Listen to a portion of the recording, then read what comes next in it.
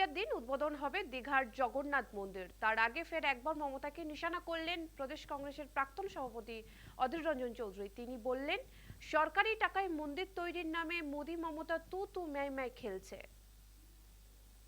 এর আগে দেখলাম লোকসভা নির্বাচনের সময় ঘটা করে রাম মন্দির উদ্বোধন করা হলো। একটা দেশের প্রধানমন্ত্রী প্রাণ দিচ্ছে দেবতার, তার নাম ভগবান রাম। এখানে বাংলার মুখ্যমন্ত্রী সে বলছে আমিও পারি। জগন্নাথ মন্দির তৈরি হলো সরকারি টাকায়, সমুদ্রের ধারে সরকারি টাকায় মন্দির নির্মাণ হচ্ছে, আর সেই দেবতার প্রাণ দান করবে আমাদের দিদি মমতা ব্যানার্জি।